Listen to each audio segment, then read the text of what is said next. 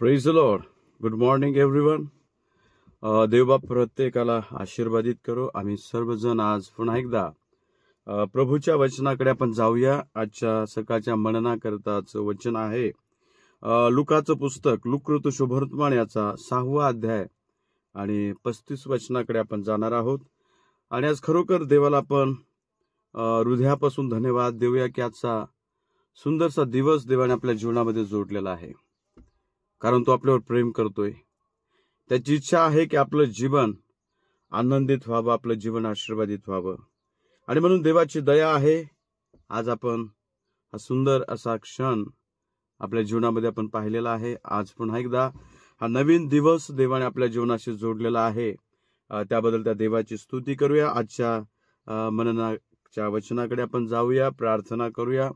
कारण बायबलमध्ये म्हटलेलं आहे की आमच्या प्रत्येक कार्याची सुरुवात ही प्रार्थनेने असावी, कारण प्रार्थना ही देवाबरोबर बोलणं आहे. जो कोणी देवाबरोबर बोलतो देव त्याचा ऐकतो. म्हणून इर्मया अध्याय 33 आणि वचन 3 मध्ये म्हटलेलं आहे की मला हाक मार म्हणजे मी तुझ्या हाकेला उत्तर देईल. आज त्या देवाला आपण हाक मारूया, प्रार्थना आणि विनंती करू की प्रभू आज तू आम्हाला मदत कर, आम्हाला सहाय्य कर आणि तुझ्या वचनामधल्या रहस्यमय गोष्टी आज आमच्या समोर प्रगट कर. निश्चितरित्या प्रभू आज आपल्याशी बोलणार आहे. तर या आपण प्रार्थना करूया आणि त्या महान देवाची स्तुती आपण करूया. प्रेमळ बाप्पा, मी तुझा आभार मानतो, तुझ्या नावाला धन्यवाद देतो.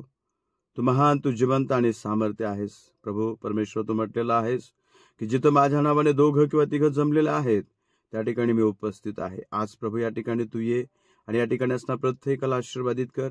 हा संदेश ऐकणाऱ्या प्रत्येकाला आशीर्वादित कर. प्रत्येकाला तुझ्या दैवी सामर्थ्यानं आणि तुझ्या कृपेने भर. आजचा हा क्षण आणि वेळ तुझ्या हातामध्ये देतो बापा. तुझ्या वचनाचं रहस्य तू आमच्या समोर प्रगट कर. आणि बापा या ठिकाणी वचनाचं एक्सप्लेन करण्यासाठी पवित्र बापा तुम्हाला ज्ञान आणि बुद्धी प्रभू तू दे. धन्यवाद देतो. माझी प्रार्थना ऐकलीस येशूच्या नावात मागतो, आमेन. Praise the Lord.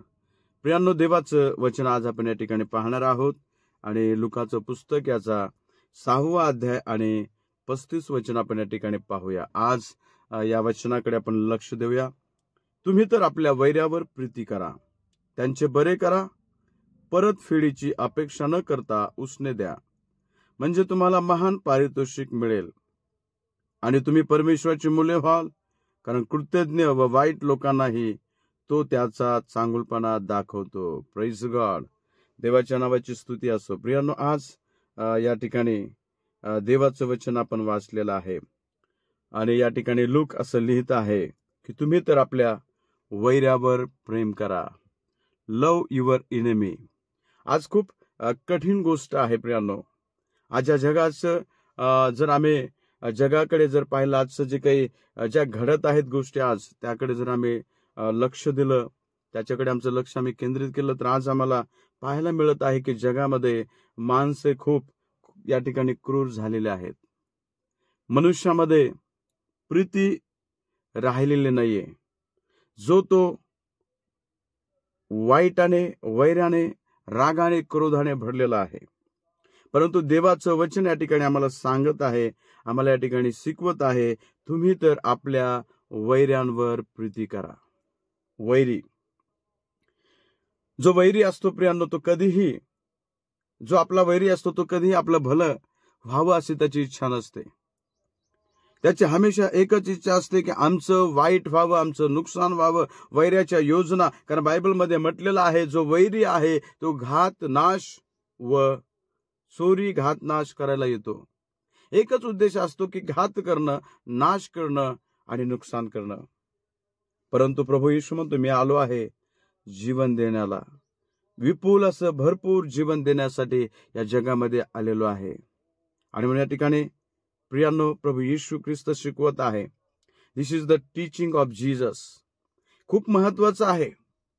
आज वैऱ्यावर प्रीती करणं खूप महत्वाचं आहे आणि बायबल आम्हाला शिकवत आहे की तू तर आपल्या वैऱ्यावर प्रीती कर. त्याचं उदाहरण आम्ही पाहतो प्रियांनो. उदाहरण जर बायबल आपण वाचलं, बायबल जर वाचलं तर बायबलमध्ये आपल्याला वैऱ्यावर प्रीती केलेलं एक जिवंत उदाहरण आम्हाला पाहायला मिळते. ज्यावेळेस प्रभू येशू ख्रिस्ताला त्या वधस्तंभावर टांगलेला आहे, त्याला मारत आहेत लोक, त्याच्या हातामध्ये किंवा त्याच्या पायामध्ये खीळ ठोकलेले आहेत. भयानक पद्धतीने त्याचा त्या ठिकाणी छळ होत आहे. भयानक पद्धतीने लोक त्याला मारत आहेत आणि अशा अवस्थेमध्ये त्या असंख्य अशा वेदना येशू ख्रिस्ताला होत आहेत प्रियांनो. आणि लोक त्याची थट्टा करत आहेत, त्याची निंदा करत आहेत आणि त्या वधस्तंभावर, त्या लाकडावर तो लटकलेला आहे. आणि अशा अवस्थेमध्ये तो म्हणत आहे, हे माझ्या बाप्पा, हे माझ्या पित्या, हे माझ्या स्वर्गीय बाप्पा, यांना क्षमा कर, यांना क्षमा कर. कारण हे जे काही करतात त्यांना माहित नाही, त्यांना क्षमा कर. कोण आज या जगामध्ये आहे जो क्षमा करू शकतो?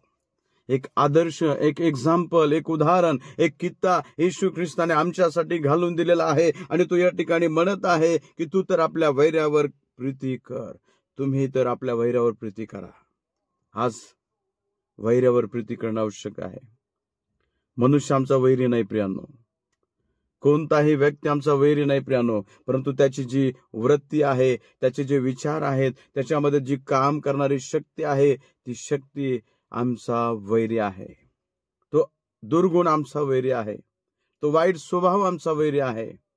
आणि म्हणून त्या वाईट स्वभावाला कशा प्रकारे आम्हाला त्याच्यावर विजय मिळवता येईल, कशा प्रकारे त्याला हरवता येईल? जर त्या वाईट वृत्तीला हरवायचं आहे तर आमच्या वैऱ्यावर आम्हाला प्रीती करावं लागेल, आमच्या वैऱ्यावर आम्हाला प्रीती करावं लागेल. आणि बायबल आम्हाला शिकवतंय की परमेश्वराने जगावर एवढं प्रेम केलं की त्याने आपला एकुलता एक पुत्र दिला, अशासाठी की जो कोणी त्याच्यावर विश्वास ठेवेल त्यांचा नाश होऊ नये, तर त्यांना सार्वकालिक जीवन प्राप्त व्हावं. आज प्रियांनो, तुम्हाला आणि मला आवश्यक गरज आहे की आमच्या शत्रूवर, आमच्या वैऱ्यावर, आमच्या शेजाऱ्यावर आम्ही प्रीती करावी. बायबलमध्ये एक वचन सांगतंय, तो आपला देव परमेश्वर याजवर पूर्ण जीवाने, पूर्ण मनाने, पूर्ण शक्तीने आणि पूर्ण हृदयाने प्रेम कर. आणि जसं स्वतःवर प्रेम करतोस तसं आपल्या शेजाऱ्यावर प्रेम कर. आज आम्हाला शेजाऱ्यावर प्रेम करणं,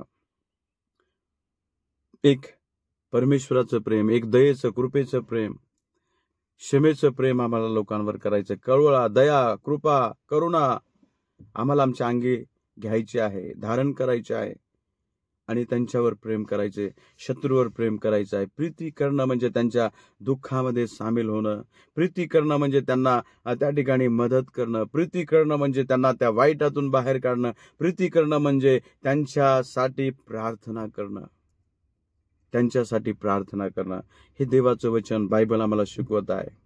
बायबल कोणत्या जातीविषयी, धर्माविषयी शिकवत नाही प्रियांनो. बायबल शिकवतंय की तू आपल्या शेजाऱ्यासाठी प्रार्थना कर. बायबल शिकवतो तू आपल्या वैऱ्यासाठी प्रार्थना कर. बायबल शिकवतो की तू आपल्या शत्रूसाठी प्रार्थना कर. त्याचं वाईट होत असताना आनंद करू नकोस, तर त्याला त्या वाईटातून तू बाहेर काढ. आणि पुढे असं म्हटलेलं आहे की त्यांचे बरे करा, वैऱ्यावर प्रीती करा. आणि दुसरी गोष्ट आहे, त्यांचे बरे करा. म्हणजे काय? त्यांच्या दुःखातून त्यांना बाहेर काढा. त्यांना कोणत्या गोष्टीची आवश्यकता असेल, जाऊन त्यांना हेल्प करा. ते उपाशी असतील त्यांची विचारपूस करा. तुमच्याकडे जेवण असेल त्यांना जेवण द्या, तुमच्याकडे कपडे असतील त्यांना कपडे द्या. त्यांना प्रत्येक गोष्टीमध्ये हेल्प आणि मदत करा, म्हणजे त्यांचं बरे करा. परतफेडीची अपेक्षा न करता उसने द्या, म्हणजे तुम्हाला महान पारितोषिक मिळेल. परतफेडीची अपेक्षा न करता ज्यांना गरज आहे त्यांना उसने द्या, म्हणजे तुम्हाला महान पारितोषिक, जे स्वर्गीय, जो हेवनली फादर आहे, जो स्वर्गीय पिता आहे, महान असं पारितोषिक तुम्हाला त्या ठिकाणी देईल. आणि म्हणून यासाठीच प्रभू येशूने आम्हाला या जगामध्ये पाठवलेला आहे. आणि तिसरी गोष्ट आहे, तुम्ही परमेश्वराची मुले व्हाल. तुम्ही परमेश्वराची मुले व्हाल. पहिली गोष्ट वैऱ्यावर प्रीती करायची आहे, दुसरी गोष्ट त्यांचे बरे करायचं आहे, तिसरी गोष्ट परतफेडीची अपेक्षा न बाळगता त्यांना उसनं द्या किंवा त्यांना मदत करा. चौथी गोष्ट पारितोषिक आम्हाला मिळणार आहे महान. आणि पाचवी गोष्ट आम्ही पाहतो की आम्ही देवाची मुले हो, आम्ही देवाची लेकरं हो. कारण बायबलमध्ये म्हटलेलं आहे की जितक्याने त्याच्यावर विश्वास ठेवला तितक्या असताना आपलं मूल होण्याचा अधिकार दिला. आज प्रियांनो, देवाची मुले होण्याचा अधिकार प्रत्येक ख्रिस्ती व्यक्तीला आहे, प्रत्येक विश्वास ठेवणाऱ्या व्यक्तीला आहे. ख्रिस्ती हा कोणता धर्म नाही, ख्रिस्ती ही कोणती जात नाहीये. ख्रिस्ती हा एक उद्धारित झालेला एक वर्ग आहे, तारण पावलेला एक वर्ग आहे आणि पापापासून वाईटापासून वेगळा झालेला एक ग्रुप किंवा समूह आहे. आणि त्या समूह प्रभू येशूच्या मागे चालत आहे. आणि म्हणून आज या 5 गोष्टींची प्रत्येक मनुष्याला आवश्यकता आहे.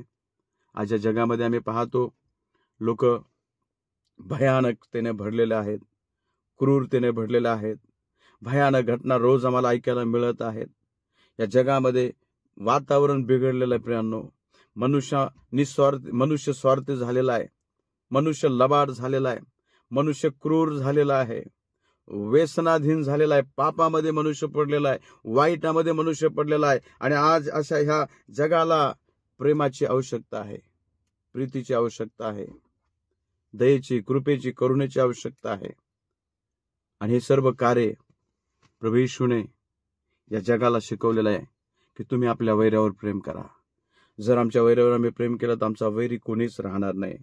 प्रत्येक जण आपल्या शेजाऱ्यावर प्रेम करेल. आमचा शेजारी आमच्या घराच्या जवळचं घर नव्हे तर आमचा शेजारी प्रत्येक जातीचा, प्रत्येक धर्माचा व्यक्ती, स्त्री असेल किंवा पुरुष असेल, आमचे शेजारी आहेत. आम्हाला जीवापासून, मनापासून त्यांच्यावर प्रेम करायचंय. जसं स्वतःवर आम्ही प्रेम करतो तसं आम्हाला आमच्या शेजाऱ्यावर, आमच्या वैरावर आम्हाला प्रीती करायची आहे. हमेशा त्यांच्यासाठी आम्हाला प्रार्थना करायची. कशा प्रकारे त्यांचा बचाव होईल, कशा प्रकारे ते त्या ठिकाणी चांगलं जीवन जगतील, कशा प्रकारे ते आनंदित होतील, कशा प्रकारे त्यांना सत्य समजेल. कारण येशूने म्हटलेलं आहे, मार्ग, सत्य, जीवन मीच आहे, माझ्याद्वारे आल्या वाचून पित्याकडे कुणी जाणार नाही. या जगामध्ये आमचं जीवन 50, 60, 70 वर्षे, ताकद असेल तर 80 वर्षे, माहीत नाही. जीवनाची शाश्वती नाही, जीवनाची खात्री नाही प्रियानो. उद्या काय होईल माहीत नाही. आजच तारणाचा दिवस आहे. आजच येशू तुला बोलवत आहे. आजच येशू तुमचं नाव घेऊन म्हणत आहे की पापाचा त्याग कर, वाईटाला सोड, क्रूरता सोड, गर्व सोड आणि माझ्या मागे ये, माझ्या मागे चाल. मी तुला जीवन देईल, मी तुला आनंद देईल, मी तुला सुख देईल, मी तुला समाधान देईल. आज प्रियानो येशू सर्वांना बोलवत आहे. आज प्रत्येकाला येशू बोलवत आहे. आज या जगामध्ये जर शांती हवी प्रियानो, जर या जगाला शांतीचं जग आम्हाला बनवायचं आहे, सर्व जग शांतीत राहावं असं जर आम्हाला वाटत असेल माझ्या प्रियानो, तर आम्हाला आमच्या वैऱ्यावर प्रेम करणं, आमच्या शेजाऱ्यावर आम्हाला प्रेम करणं महत्वाचं आहे. प्रेमाची भावना घेऊन जीवन जगणं महत्वाचं आहे. एक दुसऱ्याला मदत करणं महत्वाचं आहे. आणि अशा प्रकारचं जीवन आज हे जग जगू लागलं प्रियानो, तर निश्चितच या जगाची परिस्थिती बदलल आणि या जगामध्ये सुख, शांती, समाधान, आनंद आणि आशीर्वाद या ठिकाणी येईल. आणि म्हणून आज मनुष्याला एकच गोष्टीची आवश्यकता आहे, सुख, शांती, समाधान, आनंद आणि आशीर्वाद. आणि ते सर्व प्रभू येशू ख्रिस्तामध्ये आहे. म्हणून येशू ख्रिस्त या ठिकाणी म्हणत आहे, तू आपल्या वैऱ्यावर प्रीती कर. या आपण सर्वजण वैऱ्यावर प्रीती करूया. या जगाला एक शांतीचा संदेश, या जगाला त्या वैरत्वापासून, या जगाला त्या वाईटापासून, या जगाला त्या दुःखापासून आपण मुक्त करण्यासाठी वाटचाल आपण करूया. रोज आपण आपल्या भारत देशासाठी प्रार्थना करू. आपल्या भारत देशामध्ये जे काही घडत आहे, आपण पाहतो मागील दिवसामध्ये पहलगाम या काश्मीरमधील या भागामध्ये अतिरेक्याने आपल्या भारतीय लोकांना त्या ठिकाणी मारलेलं आहे. 28 लोकांची हत्या त्या ठिकाणी करण्यात आलेली आहे. निष्पाप लोकांचा बळी त्या ठिकाणी गेलेला आहे. ही सर्व मानसिकता प्रभूने बदलावी. सर्वांना प्रोटेक्शन प्रभूने द्यावं. प्रत्येकाचं देवाने रक्षण करावं. हे जग ज्या दिशेने वाटचाल करत आहे आज, ती दिशा बदलली जावं. सर्व देश सुरक्षित राहावेत, सर्व लोक सुरक्षित राहावेत, यासाठी प्रियानो आपण सर्व मिळून प्रार्थना करणं आवश्यक आहे. कारण एक प्रार्थनेचा अधिकार देवाने आपल्याला दिलेला आहे. तो जगाचा निर्माण करता आहे, तो जगाला चालवणारा परमेश्वर आहे. आणि तो म्हणत आहे की मला माग म्हणजे मी राष्ट्र तुला वतना दाखल देईल. आज आपल्या राष्ट्रासाठी, आपल्या मंत्रिमंडळासाठी, आपल्या नेत्यांसाठी, आपल्या जे लीडर्स आहेत त्यांच्यासाठी आपल्याला प्रार्थना करायची, जेणेकरून देव त्यांना ज्ञान आणि बुद्धी देईल आणि आपल्या राज्याची व्यवस्था ते चांगल्या प्रकारे चालवतील. आणि म्हणजे तुमचं आणि माझं कर्तव्य आहे. आणि म्हणून आम्हाला कुणाही विषय वैरत्व आमच्या मनामध्ये ठेवायचं नाही. प्रत्येकावर प्रेम करायचं, प्रत्येकासाठी प्रार्थना करायची आणि प्रत्येकाला वाईटापासून, नाशापासून आम्हाला वाचवायचं आहे. कारण ही आज्ञा प्रभूने आम्हाला दिलेली आहे. आणि म्हणून मत्तई 28:18-23 मध्ये सांगितलं, जा आणि सर्व राष्ट्राला वचनाची घोषणा करा, त्यांना शिष्य बनवा. म्हणून या वचनाच्या द्वारे देव तुम्हाला आशीर्वादित करो. निश्चितच हे वचन तुम्ही ऐकलं तर प्रभू येशू तुम्हाला आशीर्वादित करेल. God bless you. थँक्यू.